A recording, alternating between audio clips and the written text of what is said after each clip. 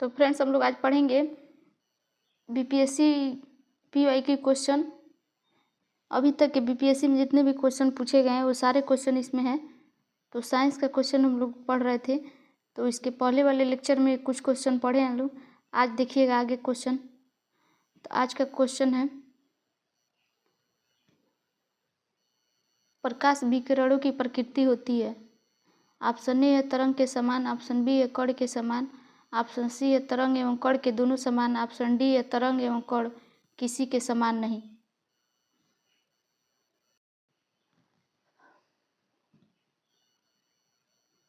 इसका आंसर हो जाएगा ऑप्शन सी, तरंग एवं कण के समान, दोनों के समान। इसका एक्सप्लेनेशन देखिएगा। प्रकाश विकिरणों की प्रकृति, तरंग एवं कण दोनों समान होती है, अर्थात प्रकाश विकिरणों में तरंग और कण दोनों के गुण पाए जाते हैं। अगला क्वेश्चन है, आकाश नीला लगता है क्योंकि। इसका ऑप्शन देखिएगा। सूर्य के प्रकाश में नीला रंग और रंगों से अधिक है। ऑप्शन बी दिया है, लघु तरंग दीर्घ तरंगों की अपेक्षा वायुमंडल द्वारा अधिक प्रकीर्णन होती है। ऑप्शन सी दिया है, नीला रंग नेत्रों को अधिक सुग्राही है। ऑप्शन डी देखिएगा क्या दिया है। ऑप्शन डी है कि वायुमंडल दीर्घ तरंगों को लघु तरंगों की अपेक्षा अधिक अवशोषित करता है। तो इसका आंसर हो जाएगा ऑप्शन बी,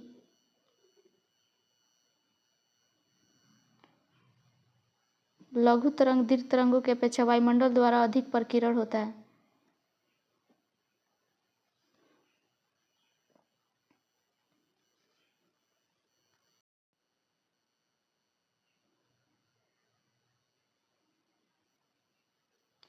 वायुमंडलीय अणु और परमाणुओं पर प्रकाश पड़ने से ये प्रकाश को सभी दिशाओं में प्रकीर्णन कर देते हैं। इस प्रकीर्णन में बैंगनी और नीले रंग का प्रकाश सबसे अधिक और घटते क्रम में हरे, नीले, पीले, लाल रंग के प्रकाश प्रकीर्णित होते हैं।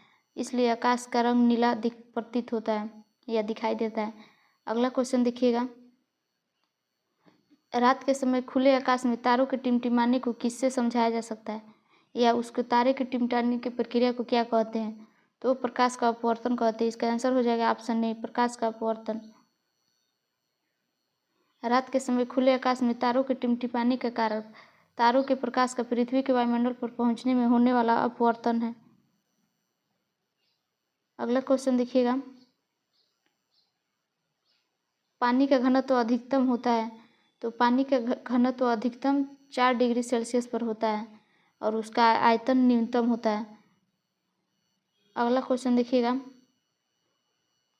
50 डिग्री सेल्सियस का मान फ़ारेनहाइट स्केल में है, तो 122 डिग्री फ़ारेनहाइट। इसका फार्मूला देखिएगा। F = 9/5 degree Celsius plus 32। तो अगर सेंटीग्रेड में लाना है तो सी को इधर ला देंगे और फ़ारेनहाइट में लाने के लिए सेम फार्मूला है। तो देखिएगा 9/5 और डिग्री सेल्सियस कितना दिया था, 50 दिया था प्लस 32। तो इसको सॉल्व करेंगे तो 122 आ जाएगा आंसर।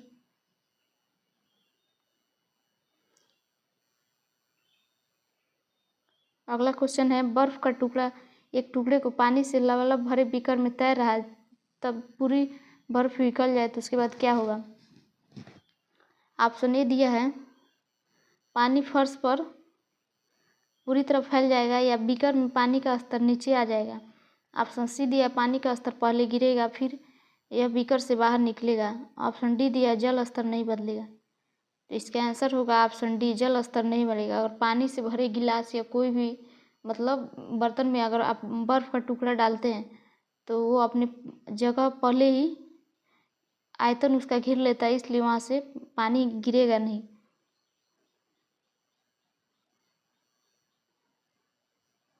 पानी से भरे बीकर में तैर रहा बर्फ़ का टुकड़ा अपने आयतन के बराबर जल को विस्थापित कर लेता है, अतः बर्फ़ के टुकड़े पिघलने पर वो जल उसी आयतन को पूरा करेगा। इस प्रकार जल स्तर नहीं बदलेगा।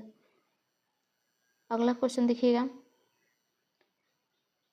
वर्षा की बूंद की गोलाकार आकृति का कारण है, तो पृष्ठ तनाव है। मतलब वर्षा की बूंदें गोल आकृति में क्यों होती है, तो पृष्ठ तनाव के कारण होती है। इसका आंसर हो जाएगा ऑप्शन ए। इसका एक्सप्लेनेशन देखिएगा। वर्षा की बूंद की गोलाकार आकृति का कारण पृष्ठ तनाव होता है। पृष्ठ तनाव आणविक आकर्षण का परिणाम है। वर्षा की बूंद, पिछली धातु की बूंद सभी गोलीय होती है क्योंकि उनकी सतह सिकुड़ कर न्यूनतम क्षेत्रफल की होना चाहती है। एक निश्चित आयतन के लिए गोलीय आकृति निश्चित सतह का क्षेत्रफल न्यूनतम होता है। अगला क्वेश्चन देखिएगा, सबसे ज़्यादा श्यानता होती है तो जल की, वायु की, खून की या शहद की? तो सबसे ज़्यादा श्यानता शहद की होती है। इसका आंसर हो जाएगा ऑप्शन डी।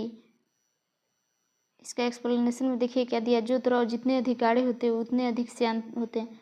शहद और ग्लिसरीन की श्यानता पानी की तुलना में अधिक होती है।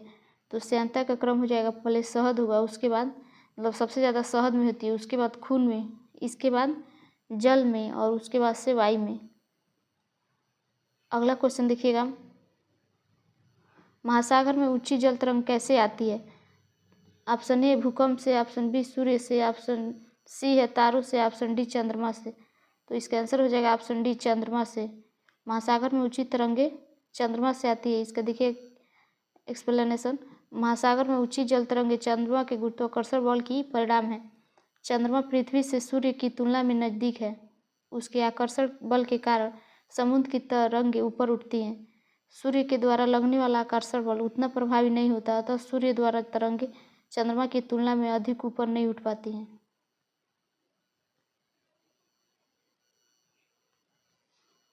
अगला क्वेश्चन देखिएगा,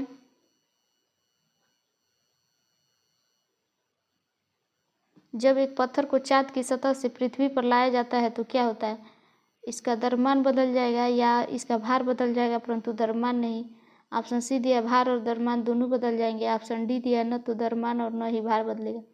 तो जब एक पत्थर को चंद्रमा की सतह से पृथ्वी पर लाया जाता है तो उसका भार बदल जाएगा लेकिन द्रव्यमान वही रहेगा, द्रव्यमान में कोई परिवर्तन नहीं होगा। जब किसी पत्थर को चाँद की सतह से पृथ्वी पर लाया जाता है द्रव्यमान स्थिर रहता है लेकिन भार अधिक हो जाता है, क्योंकि पृथ्वी पर चंद्रमा की अपेक्षा गुरुत्वीय त्वरण अधिक होता है।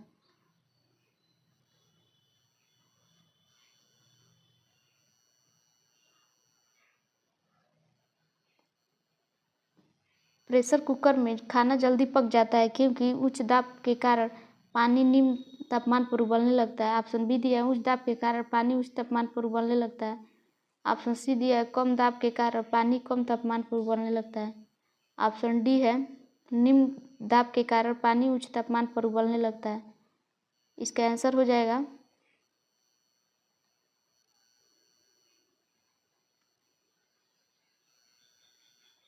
ऑप्शन बी हो जाएगा इसका आंसर, कि उच्च दाब के कारण पानी उच्च तापमान पर उबलने लगता है जब प्रेशर कुकर में, इसलिए खाना जल्दी पक जाता है। इसका एक्सप्लेनेशन देखिएगा, प्रेशर कुकर में खाना जल्दी पक जाता है क्योंकि उच्च दाब के कारण इसमें पानी उच्च तापमान पर उबलने लगता है। खुले बर्तनों में जहाँ पानी 100 डिग्री सेल्सियस पर उबलता है वही प्रेशर कुकर में पानी के उबलने का तापमान लगभग 120 डिग्री सेंटीग्रेड हो जाता है। अगला क्वेश्चन है, सौर ऊर्जा निम्न में से किससे प्राप्त होती है? ऑप्शन ए चंद्रमा, ऑप्शन बी है समुद्र, ऑप्शन सी है सूर्य, ऑप्शन डी है हवा। तो सौर ऊर्जा सूर्य से प्राप्त होती है। इसका आंसर ऑप्शन सी हो जाएगा।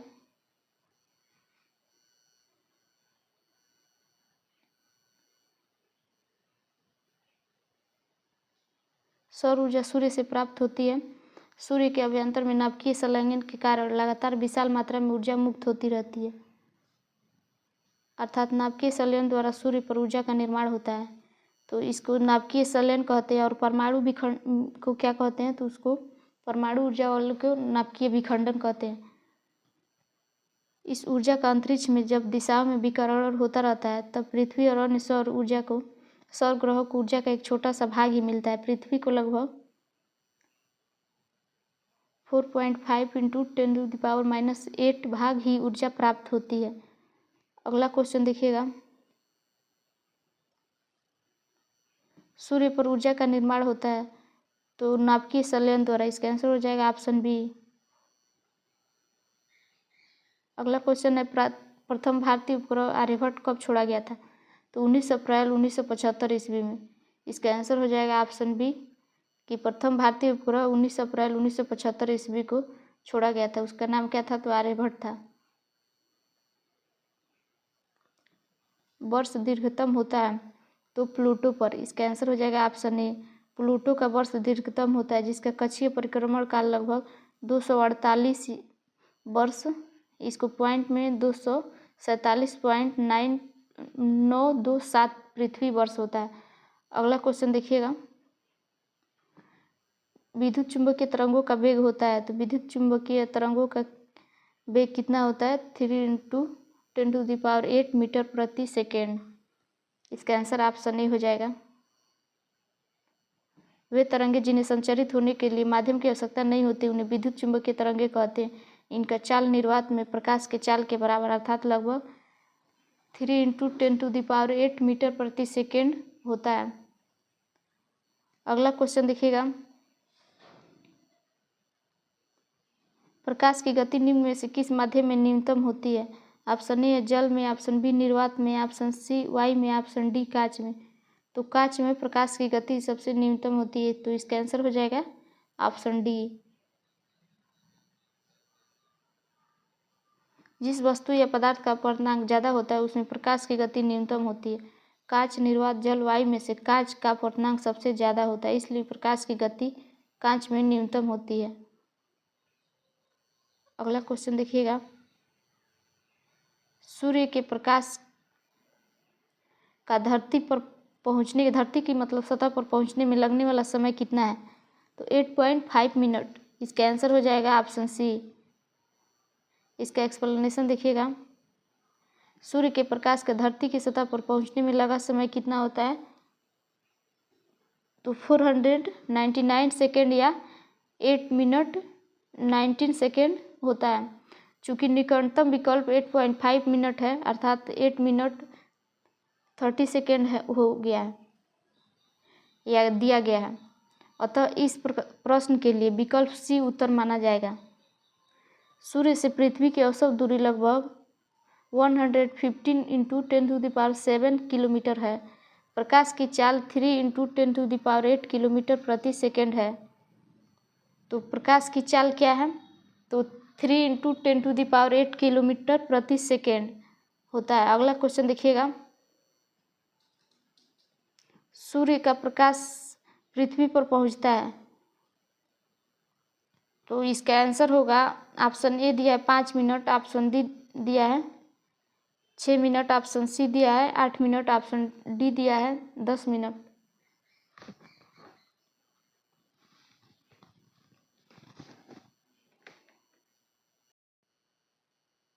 इसका आंसर हो जाएगा ऑप्शन ई। एक्सप्लेनेशन देखिएगा, नासा की वेबसाइट पर उपलब्ध आंकड़ों के अनुसार सूर्य का प्रकाश पृथ्वी पर पहुंचने में 499 सेकेंड या 8 मिनट 19 सेकेंड लगते हैं। यद्यपि बिहार लोक सेवा आयोग ने अपने प्रारंभिक उत्तर पत्र में विकल्प सी को सही माना है, लेकिन प्रश्न में उपयुक्त में से कोई नहीं विकल्प मौजूद है, अतः विकल्प ई ज़्यादा सटीक उत्तर है। अगला क्वेश्चन देखिएगा, सौरमंडल का सबसे बड़ा उपग्रह क्या है? तो सौरमंडल का सबसे बड़ा ग्रह बृहस्पति है। इसका आंसर हो जाएगा ऑप्शन सी। और सबसे छोटा कौन सा ग्रह है? तो बुध है, और सबसे बड़ा बृहस्पति है।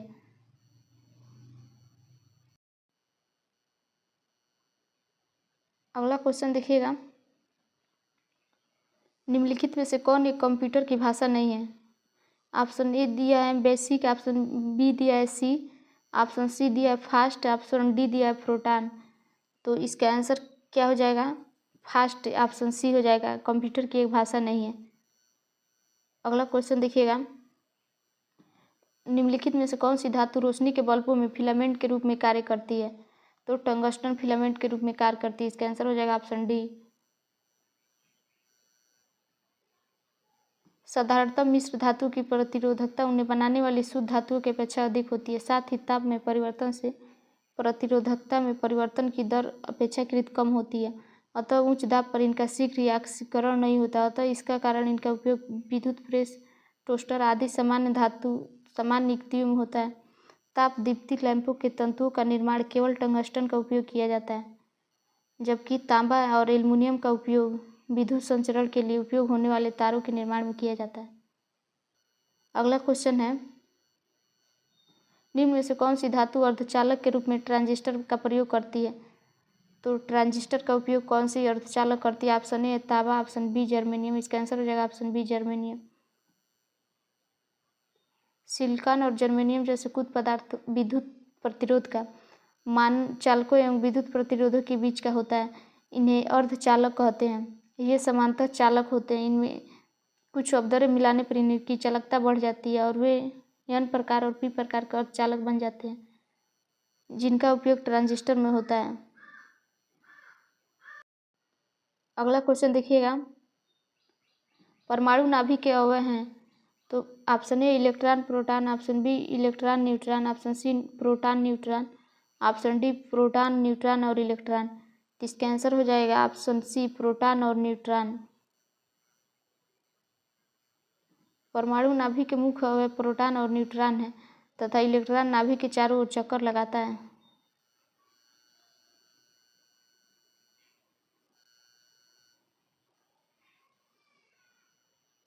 अगला क्वेश्चन देखिएगा, निम्नलिखित में से कौन सा विकल्प गलत है?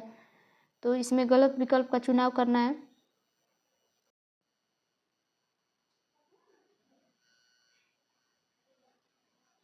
नाभिक के अंदर प्रोटॉन और इलेक्ट्रॉन की उपस्थिति के कारण परमाणु विद्युत रूप से उदासीन होता है।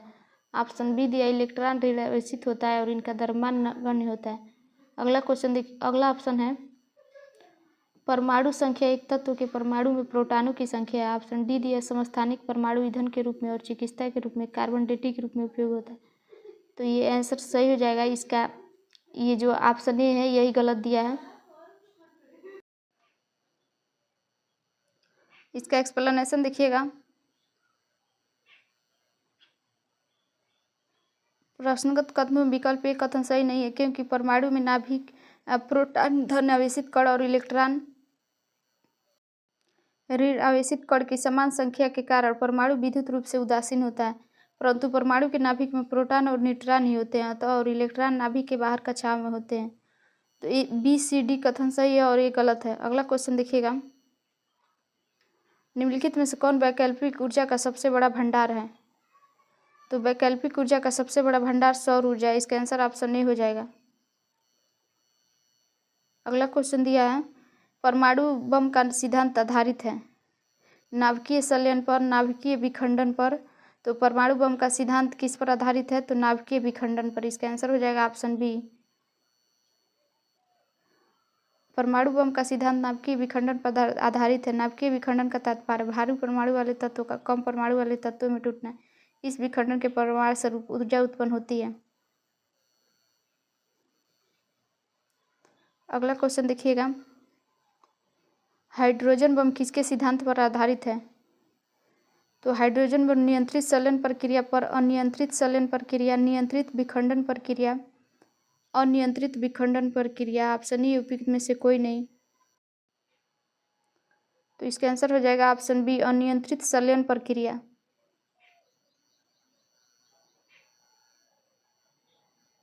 हाइड्रोजन बम अनियंत्रित नाभिकीय संलयन प्रक्रिया पर आधारित होती है, जिसमें दो छोटे नाभिक जुड़कर अपने से बड़ा नाभिक बनाते हैं, जिसमें भारी मात्रा में ऊर्जा मुक्त होती है।